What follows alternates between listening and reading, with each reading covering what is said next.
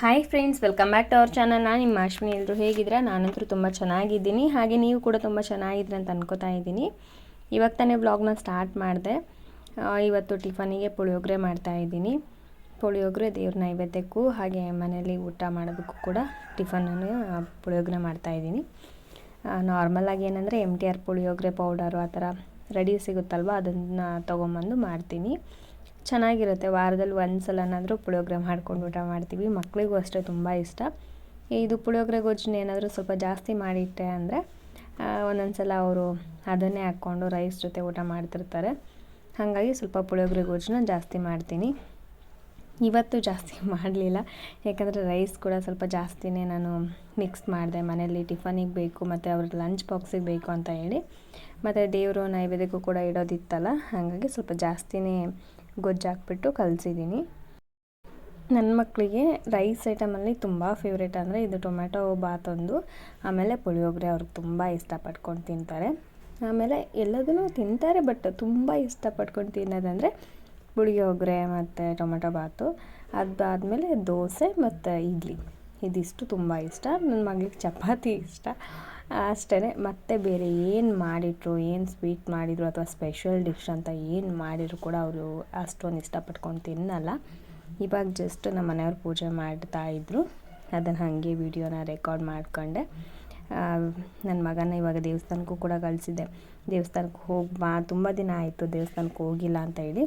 ಮನೆ ಹತ್ರದಲ್ಲೇ ಇದೆ ದೇವಸ್ಥಾನ, ಹಾಗಾಗಿ ಅವನಿಗೆ ಸ್ನಾನ ಮಾಡಿಸ್ಬಿಟ್ಟು ಹೂವು ಎಲ್ಲ ಕೊಟ್ಬಿಟ್ಟು ಕಳಿಸ್ದೆ. ನೋಡಿ ಎಷ್ಟೇ ಚೆನ್ನಾಗಿ ಹೂವನ್ನ ಇಟ್ಬಿಟ್ಟು ನಮ್ಮ ಮನೆಯವ್ರು ಪೂಜೆ ಮಾಡಿದ್ದಾರೆ. ಅಂದರೆ ಅವ್ರಿಗೆ ಮನಸ್ಸು ಬಂದರೆ ಮಾಡಬೇಕು ಅಂತ ಅನ್ನಿಸ್ದಾಗ ಮಾತ್ರ ಅವರು ಚೆನ್ನಾಗಿ ನೀಟಾಗಿ ಮಾಡ್ತಾರೆ.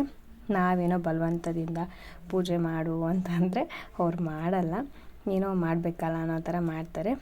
ಹಾಗೆ ಬೆಳಗ್ಗೆನೇ ಸಾಂಬಾರು ಮಾಡೋದಕ್ಕೂ ಕೂಡ ಜೋಡಿಸ್ಕೊಂಡಿದ್ದೆ. ಟೊಮೆಟೊ ಹಸಿಮೆಣ್ಸಿಕಾಯನ್ನ ಬೇಯೋದಕ್ಕೆ ಇಟ್ಟಿದ್ದೀನಿ. ಆ ಟೈಮಿಗೆ ನನ್ನ ಮಗ ದೇವಸ್ಥಾನಕ್ಕೆ ಹೋಗಿ ಬಂದ. ಅಮ್ಮ ದೇವಸ್ಥಾನಕ್ಕೆ ಹೋಗಿ ಬಂದೆ ಅಂತ ಹೇಳ್ಬಿಟ್ಟು ಈ ಕವರ್ ಇದೆಯಲ್ಲ ಅದನ್ನು ನೀಟಾಗಿ ಫೋಲ್ಡ್ ಮಾಡಿ ಇಡ್ತಾ ಇದ್ದಾರೆ.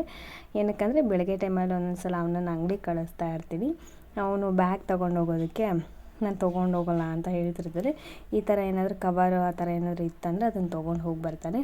ಅದಕ್ಕೆ ಅದನ್ನು ನೀಟಾಗಿ ಮಡಚಿ ಒಂದು ಬ್ಯಾಗಲ್ಲಿ ಹಾಕಿ ಅವನಿಗೆ ಎಲ್ಲಿ ಇಟ್ಟಿದ್ದೀನಿ ಅಂತ ನೆನಪಿರ್ಬೇಕಲ್ವ, ಸೊ ಆ ಥರ ಒಂದು ಪ್ಲೇಸಲ್ಲಿ ಇಡ್ತಾನೆ. ಮತ್ತು ಈ ಕಡೆ ನಾನು ಟೊಮೆಟೊ ಹಸಿಮೆಣ್ಸಿಕಾಯಿ ಬೇಯೋದಕ್ಕೆ ಇಟ್ಟಿದ್ದೀನಿ, ಮತ್ತು ಹುಣಸೆಹಣ್ಣಿನ ರಸ ಮಾಡೋದಕ್ಕೆ ಇಟ್ಟಿದ್ದೀನಿ. ಇದು ಚೆನ್ನಾಗಿರುತ್ತೆ, ತಿಳಿ ಸಾಂಬಾರು ಥರ. ಈ ಕಡೆ ಅವ್ರನ್ನೆಲ್ಲ ರೆಡಿ ಮಾಡಿಬಿಟ್ಟು ಇವಾಗ ಸ್ಕೂಲಿಗೆ ಕಳ್ಸೋಣ ಅಂತ ನೋಡ್ತಾ ಇದ್ದೀನಿ. ನೋಡಿ ಈ ಮನೆ ಅನ್ನೋದು ಹೆಂಗಾಗಿದೆ ಅಂದರೆ, ಅವರು ಸ್ಕೂಲಿಗೆ ಹೋಗೋವರೆಗೂ ಕೂಡ ಹೀಗೆ ಇರುತ್ತೆ. ಅವ್ರು ಸ್ಕೂಲಿಗೆ ಹೋದ್ಮೇಲೆ ಮತ್ತೆ ಮನೆಯೆಲ್ಲ ನೀಟಾಗಿ ಎಲ್ಲ ತೆಗ್ದಿಟ್ಟು ಎಲ್ಲ ಸಾಮಾನುಗಳನ್ನ ಜೋಡಿಸ್ಕೊಂಡು ಎಲ್ಲ ರೆಡಿ ಮಾಡ್ಕೊತೀನಿ. ಅಲ್ಲಿವರೆಗೂ ಕೂಡ ಹೀಗೆ ಬಿಟ್ಬಿಡ್ತೇನೆ ಅವ್ರು ಹೋಗೋವರೆಗೂ. ಯಾಕಂದರೆ ಹಿಂಗೆ ಕಿತ್ತಾಡ್ತಾ ಇರ್ತಾರೆ. ಇವಾಗ ನೋಡ್ಬೋದು ನೀವು ಹೆಂಗೆ ಕಿತ್ತಾಡ್ತಾರೆ ಅಂತ ಹೇಳಿ ವಿಡಿಯೋದಲ್ಲಿ ರೆಕಾರ್ಡ್ ಆಗಿದೆ. ನಾನು ಜಸ್ಟ್ ಹಂಗೆ ಅವರು ಕಿತ್ತಾಡ್ತಿದ್ದಾರೆ ಅಂತ ಮಾಡಲಿಲ್ಲ, ಆದರೂ ಏನೋ ವಿಡಿಯೋ ರೆಕಾರ್ಡ್ ಮಾಡೋ ಟೈಮಲ್ಲೇ ಚೆನ್ನಾಗಿ ಕಿತ್ತಾಡ್ತಾಯಿದ್ರು. ನೋಡಿ ಇಲ್ಲಿ ಇದು ಅವನದು ಒಂದು ಫೈಲ್, ಏನೋ ಪ್ರಾಜೆಕ್ಟ್ ಅವ್ರು ಕೊಟ್ಟಿದ್ರು, ಅದನ್ನು ಮಾಡಿದ್ದೆ. ಅದನ್ನು ನಾನು ತೊಗೊಂಡು ಹೋಗ್ತೀನಂತ ಅವನು, ಇಲ್ಲ ನಾನು ಹಿಡ್ಕೊಂಡು ಬರ್ತೀನಂತ ಅವಳು. ಇಷ್ಟಲ್ಲೇ ಸಣ್ಣ ಸಣ್ಣ ವಿಷಯದಲ್ಲೇನೂ ಕೂಡ ಕಿತ್ತಾಡ್ತಾ ಇರ್ತಾರೆ. ಇವ್ರನ್ನ ಸುಧಾರಿಸೋದೇ ಒಂದು ನಮಗೆ ಸಾಹಸ ಅಂತ ಹೇಳ್ಬೋದು. ಇವಾಗ ಅವನು ವೇಟ್ ಮಾಡ್ತಿದ್ದಾನೆ, ಬಾ ಹೊರಗಡೆ ಹೋಗೋಣ ಟೈಮ್ ಆಗಿದೆ ಅಂತ. ಬಟ್ ಅವ್ಳು ಬರ್ತಾ ಇಲ್ಲ. ಸ್ವಲ್ಪ ಹೊತ್ತಾದಮೇಲೆ ಬಂದು ಮತ್ತೆ ನಿಂತ್ಕೊಂಡು ಅವ್ರ ಪಪ್ಪನ ಹತ್ರ ಹೇಳ್ತಾಯಿಲ್ಲ, ನಾನು ಹಿಡ್ಕೋತೀನಂದರೆ ನನಗೆ ಕೊಡ್ತಾ ಇಲ್ಲ ಅಣ್ಣ ಅಂತೇಳಿ. ಅವ್ರದ್ದೊಂಥರ ಅವ್ಳಿಗೆ ಏನು ಬೇಕು ಅನ್ಸುತ್ತೋ ಅದು ಬೇಕೇ ಬೇಕು, ಅವ್ಳಿಗೆ ಬೇಡ ಅಂದಿದ್ದು ಬೇಡ, ಆ ಥರ ಅವಳು ತುಂಬ ಹಠ ಮಾಡ್ತಿರ್ತಾಳೆ. ಹಂಗೆ ಅವನು ಕೂಡ ಹಠ ಮಾಡ್ತಿರ್ತಾನೆ. ಇವಾಗ ಏನು ತೊಗೊಂಡೋಗಿದ್ರು ಅದೆಲ್ಲ ಕೂಡ ಈ ಥರ ಗೋಡೆಗಳಿಗೆ ಸ್ಟಿಕ್ ಮಾಡಿದ್ದಾರೆ. ಒಬ್ಬೊಬ್ಬರು ಮಕ್ಕಳು ಒಂದೊಂದು ಪ್ರಾಜೆಕ್ಟ್ ವರ್ಕ್ ಥರ ಈ ಥರ ಮಾಡ್ಕೊಂಡು ಹೋಗಿದ್ರು. ಅಜಯ್ ಕೂಡ ಹಾಗೆ ಮಾಡ್ಕೊಂಡು ಹೋಗಿದ್ದ. ಸೊ ಅದನ್ನು ಕೂಡ ವಿಡಿಯೋದಲ್ಲಿ ನಾನು ಶೇರ್ ಮಾಡ್ಕೊಂಡೆ.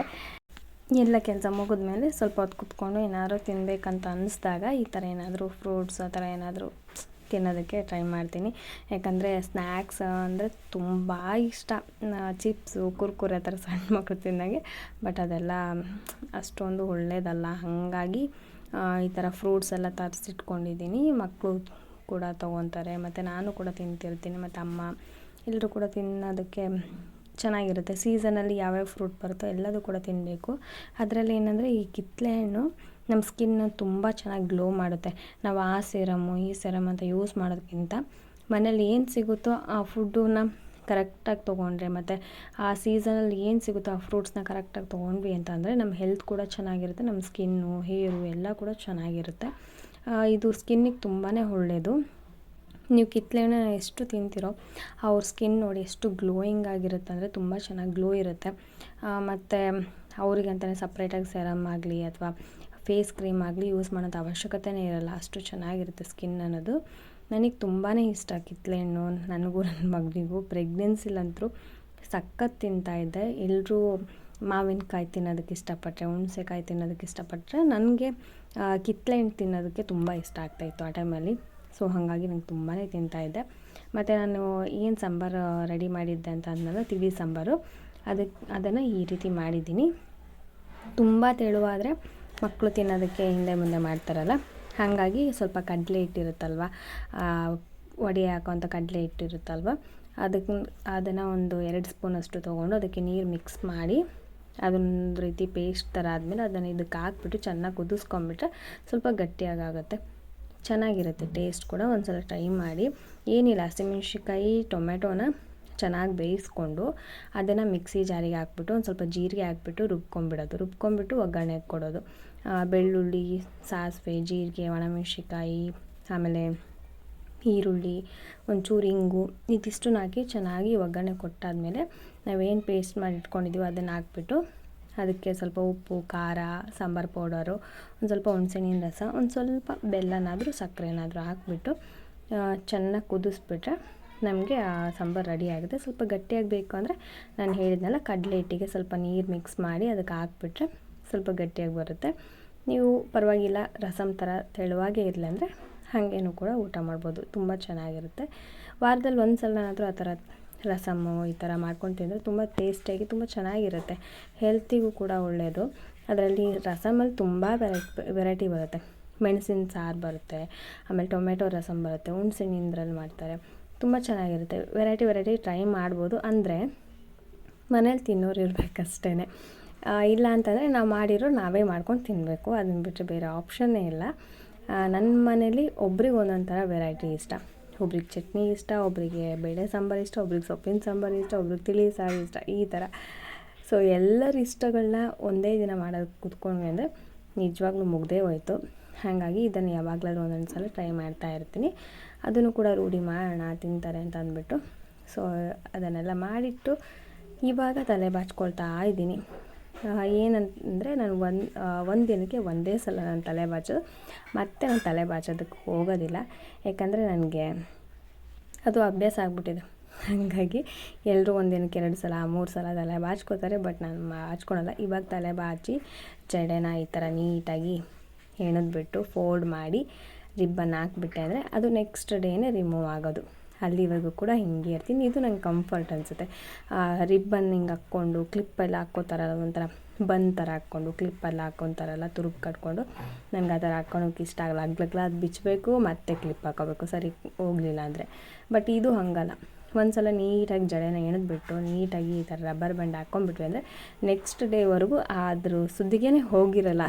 ಹಾಗಾಗಿ ಈ ಥರ ಹಾಕ್ಕೋತೀನಿ. ಮತ್ತು ಹೇರ್ ಫಾಲ್ ನೀವು ನೋಡ್ಬೋದು, ಹೇರ್ ಫಾಲ್ ಈ ಟೈಮಲ್ಲಿ ಜಾಸ್ತಿನೇ ಆಗುತ್ತೆ.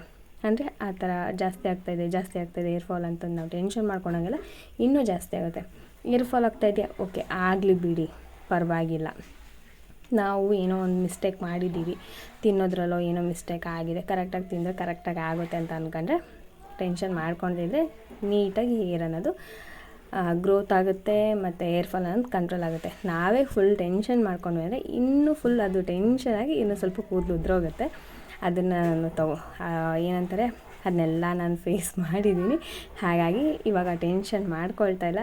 ಉದುರುತ್ತಾ ಇದೆಯಾ, ಸರಿ ಉದುರಲಿ, ಮತ್ತೆ ಬೆಳೆಯುತ್ತೆ ಅಂದ್ಕೊಂಡು ಆರಾಮಾಗಿ ಅದಕ್ಕೆ ಏನು ಬೇಕದು, ಅಂದರೆ ಹೇರ್ ಪ್ಯಾಕು ಆ ಥರ ಎಲ್ಲ ಮಾಡೋದೆಲ್ಲ ನನ್ನ ಸುಳ್ಳು. ಯಾಕಂದರೆ ಯಾವಾಗಲೂ ಒಂದ್ಸಲ ನನಗೆ ತುಂಬ ಅನಿಸ್ದಾಗ ಹೇರ್ ಪ್ಯಾಕ್ ಮಾಡಬೇಕು ಅಂತ ಅನಿಸ್ದಾಗ ಮಾಡ್ಕೋತೀನಿ. ಅದನ್ನು ಬಿಟ್ಟರೆ ನಾನು ಹೇರ್ ಪ್ಯಾಕ್ ಆ ಥರ ಎಲ್ಲ ಹೋಗಲ್ಲ. ನಾರ್ಮಲಾಗಿ ತಲೆ ಸ್ನಾನ ಮಾಡೋದು, ಎಣ್ಣೆ ಹಚ್ಕೊಳೋದು, ಜಡೆ ಹಾಕೊಳ್ಳೋದು, ಇದು ಅಷ್ಟೇ ನಂದು. ಆಮೇಲೆ ನೆಕ್ಸ್ಟ್ ಡೇಗೆ ಏನು ಬೇಕು ಅದನ್ನು ಮೊದಲೇ ಪ್ರಿಪೇರ್ ಮಾಡ್ಕೋತೀನಿ. ಅಂದರೆ ದೋಸೆ ಇಡ್ಲಿ ಮಾಡೋದನ್ನಷ್ಟೇ, ಮತ್ತು ಪಲಾವ್ ಗಿಲಾವ್ ಅಂತಂದಲ್ಲ. ದೋಸೆ ಇಡ್ಲಿ ಮಾಡೋದಕ್ಕೆ ಇವಾಗ ದೋಸೆ ಮಾಡೋದಕ್ಕೆ ಇಡ್ಲಿಗಲ್ಲ, ದೋಸೆ ಮಾಡೋದಕ್ಕೆ ಅಕ್ಕಿನ ನೆನೆ ಹಾಕೋಣ ಅಂತ ಅಂದ್ಬಿಟ್ಟು ಅಕ್ಕಿ, ಉದ್ದಿನಬೇಳೆ, ಮೆಂತೆಕಾಳು, ಆಮೇಲೆ ಕಡಲೆಬೇಳೆ ಇದಿಷ್ಟನ್ನು ಹಾಕಿದ್ದೀನಿ. ಇದನ್ನು ಒಂದು 2-3 ಸಲ ನೀರು ಹಾಕ್ಬಿಟ್ಟು ಚೆನ್ನಾಗಿ ಅದನ್ನು ತೊಳೆದು ಸಂಜೆ ಅಲ್ಲ, ನಾನು ಇವಾಗ ಒಂದು 12 ಗಂಟೆಗೆ ನೆನೆಗೆ ಹಾಕ್ತಾಯಿದ್ದೀನಿ ಅಂದರೆ ರಾತ್ರಿ 7 ಗಂಟೆಗೆ ರುಬ್ತೀನಿ. ಅಲ್ಲಿವರೆಗೂ ಕೂಡ ಅದು ಚೆನ್ನಾಗಿ ನೆಂದ್ಕೊಂಡಿರುತ್ತೆ. ನೆಂದ್ಕೊಂಡ್ಮೇಲೆ ಅದಕ್ಕೆ ಸ್ವಲ್ಪ ರೈಸು ಹಾಕ್ಬಿಟ್ಟು, ಇಲ್ಲಾಂದರೆ ಒಂಚೂರು ಮಂಡಕ್ಕಿ ಇರುತ್ತಲ್ವ, ಕೆಲವೊಂದು ಕಡೆ ಪೂರಿ ಅಂತಾರೆ, ಅದನ್ನು ಸ್ವಲ್ಪ ತೊಳೆದು ಇದರೊಳಗಡೆ ಹಾಕ್ಬಿಟ್ಟು ಮಿಕ್ಸಿ ಮಾಡ್ಕೊಂಬಿಟ್ರೆ ದೋಸೆ ಸಾಫ್ಟಾಗಿ ಚೆನ್ನಾಗಿ ಬರುತ್ತೆ. ವಾರದಲ್ಲಿ ಒಂದು ಸಲನಾದರೂ ದೋಸೆ ಮಾಡಬೇಕಂತ ಅನ್ಕೋತೀನಿ. ಬಟ್ ಏನಂದರೆ ನನ್ನ ಮಕ್ಕಳಿಗೋಸ್ಕರ ಮಾಡೋದಿಲ್ಲ. ಅವರು ಒಂದೊಂದು ತಿಂತಾರೆ, ಒಂದೊಂದು ತಿನ್ನಲ್ಲ, ಆ ಥರ ಇರ್ತಾರೆ. ಇಡ್ಲಿ ಮಾತ್ರ ಎಷ್ಟು ಸಲ ಮಾಡಿದರೂ ಕೂಡ ಓಕೆ ತಿಂತಾರೆ. ಅದಾದಮೇಲೆ ಮತ್ತೆ ಏನಾದರೂ ಎಕ್ಸ್ಟ್ರಾ ಕೆಲಸ ಹಚ್ಕೋಬೇಕಲ್ಲ, ಮತ್ತೆ ಸ್ಟಾರ್ಟ್ ಮಾಡಿಕೊಂಡೆ. ಏನಂದರೆ ಜಿರಳೆ ತುಂಬಾ ಆಗಿದ್ವು. ಯಾವ ರೇಂಜಿಗೆ ಆಗಿತ್ತು ಅಂದರೆ ಎಲ್ಲಿ ಬೇಕಲ್ಲೇ ಜಿರಳೆ, ಕಾಲು ಗುಂಟೆ ಜಿರಳೆ. ಇವಾಗ ನಾವು ನಡೀತಾ ಇದ್ದೀವಿ ಅಂದರೆ ಅಲ್ಲೆಲ್ಲ ಜಿರಳೆಗಳು ಅಡ್ಡಾಡ್ತಾಯಿದ್ವು. ಹಾಗಾಗಿ ಒಂದು ಜೆಲ್ ತೊಗೊಂಬಂದ್ಬಿಟ್ಟು ಫುಲ್ ಮನೆ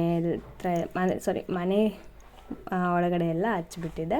ಆಮೇಲೆ ಬೀರುವಲ್ಲೂ ಕೂಡ ಜಿರಳೆಗಳು ಇದ್ವು.